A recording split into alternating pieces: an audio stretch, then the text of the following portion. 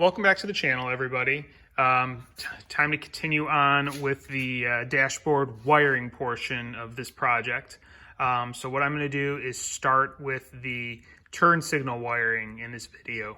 I already went ahead and hooked up a few of the things. The fan, I already had the wiring laid out, so I plugged in the one to the fan switch and the other one I labeled just because it's a little short and I didn't want it in the way. I also did put a label and zip tie together the three wires for the ignition switch again, so they're out of the way a little bit. And then the horn, same thing. The horn, I had the two wires already loosely hanging out, so I put connectors on them and hooked those up to the switch. So those few things are connected. So that basically just leaves the turn signal circuit and the lighting circuit as far as the headlights go. So I'm going to start with the turn signals. I did some research as far as wiring diagrams go and whatnot. It actually seems like it's going to be pretty easy to wire this in because you basically have the switch here, which this is the turn signal switch. You'll have the main feed connector, one for the left, one for the right. So there's really three wires that need to go into this for doing the turn signals. The other side of that is the hazard. There is no switch on the dash for the hazards, and there wasn't on an original Cobra.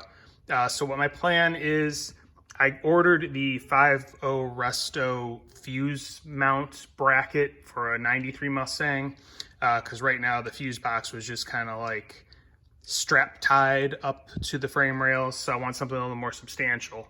So what I'm going to do is mount the hazard switch in that. The bracket's pretty good size, so I should be able to just drill a hole in that bracket, put the toggle switch there.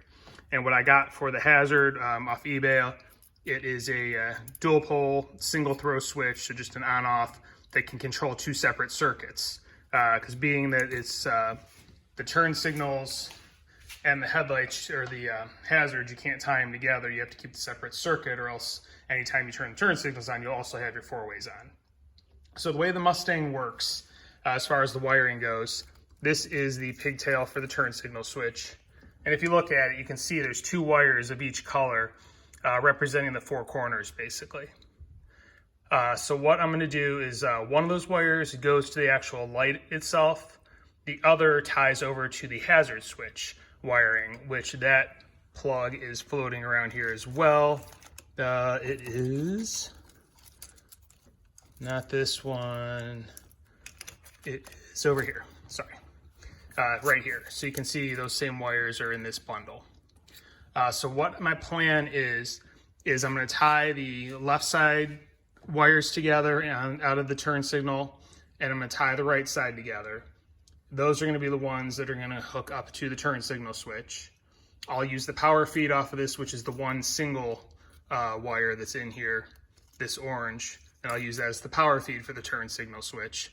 And that should all work fine because I already have the flashers set up for the turn signal circuit under here, and then that has the extension that goes to the green light in the dash as well. So that's the plan to get the turn signals working. As far as the hazard go, what I'll do then is the switch that jumps off, or the wires that jump off of here, I'll tie those into each individual side of the dual pole single throw switch. So I'll have the controls there, and then I'll just run a jumper hot off of the pink wire here is what comes out of the hazard flasher, and that is also visible here in the hazard switch. And I did test it for continuity with a tester. So that is the plan, and then I can have that hazard switch mounted down here under the dash in the bracket for the fuse box. So that should cover the turn signals. So I'm going to get started on getting things kind of mocked up and wired with those and see how things turn out. Well, as you can see, there is a lot more exposed wire here. I was a little mistaken when I was thinking of how this worked out. So I ended up pulling the loom off and doing some chasing. And I was right as far as the four wires for the lights and how they tie into the hazard. I was wrong on the power. The orange with yellow, it actually comes off the hazard switch. It's not the one that comes off of the flasher. From the hazard switch, there's a blue that comes off of the flasher. So this is going to be the turn signal power. I cut it right here. You can see where I cut the wire. And I did test it. I hooked it up with both of my two turn signals, I have them spliced together. One's left side, one's right side.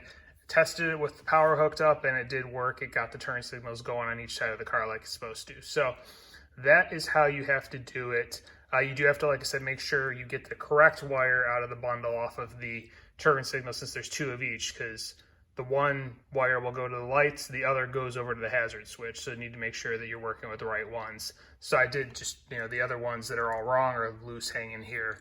I've also been thinking about this, and there's a lot of loose wires and connectors that aren't hooked up anymore based on this car. Part of the reason I pulled that loom off is I think I am going to start cleaning out this wiring harness as much as possible as well. So next will be to get the turn signals actually hooked up. So it's been a few days. Yesterday we had a really nice day here in Cleveland, so I decided to take the GT500 out. I hadn't driven it since the fall, so I thought it'd be a good chance to put a little mileage on it, stretch its legs. Hadn't run it in a while or whatnot, so took advantage of that. So here I am back working on this wiring mess for the Cobra. As far as the turn signals go, I got everything sorted out. So what I did, I'll walk you through it. This is going to be the left turn signals. It's the 2 green wires. What I did is I found the 2 that went to the actual signals, and then the 1 green wire that I knew was a left side that went to the old hazard switch. I cut that off the switch and I ran it to hang it down here loosely for where the new hazard switch is going to be under the dash. I did the same thing. I bundled together the right side wires, and same thing, the 1 orange wire that went to the hazard switch plug over here. I pulled that through and have that hanging down under here to go to the hazard, the new toggle switch for the hazard. And then the third part of the turn signal switch is the blue wire that went to the hazard switch that goes back to the flasher that I put a connector on it as well. So I just need to connect these 2 up to my new turn signal toggle switch. All right, as you can see, the wires are hooked up. So now let's test this out. I'm gonna go down on the switch, which should be my left blinkers, and let's see what we got. Back's working.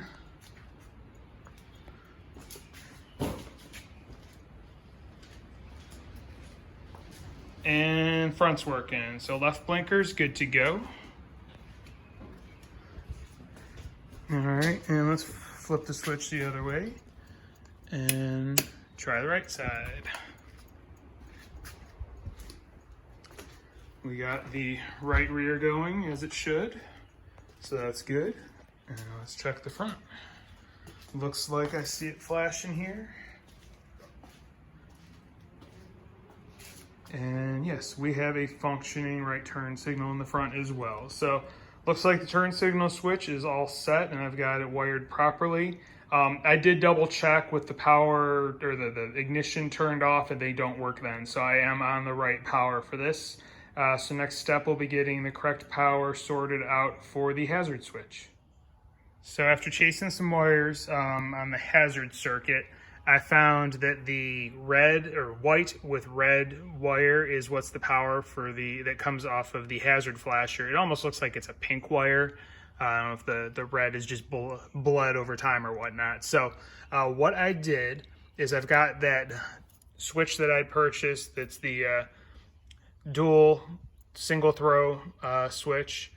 I ran the power to one side and then I did a loop. So I've got the power on each side of the circuit.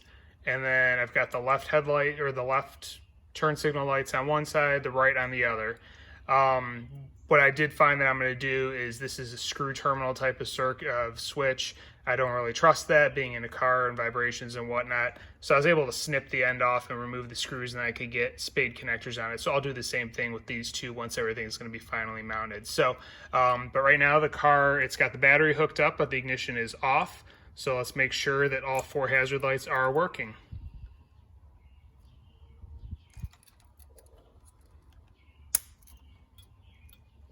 All right, I hear the flasher going.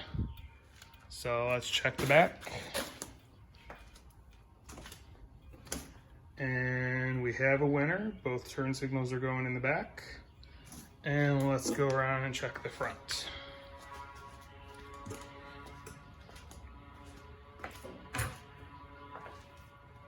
right, we got everything flashing in the front as well. So it looks like I've got everything figured out as far as the turn signal and hazard switch gear go. Like I said, I'm gonna mount the hazard switch in the bracket that I'm gonna use to hold the fuse box. I'm still waiting to get that in the mail. So I think that's where I'm gonna end this video right now. The next steps will be doing the headlight switch gear and relays, which that could probably be a nice video in itself. So I am going to call it on this one. One thing I want to add, I'm going to show or add a couple photos. I was able to locate replicas or reproductions of the original 1965 Shelby pit shirts. So grabbed one of those now that I have a Cobra. So hope you enjoyed the video. Please like and subscribe. There will be a lot more to come on the vehicle, and have a great day.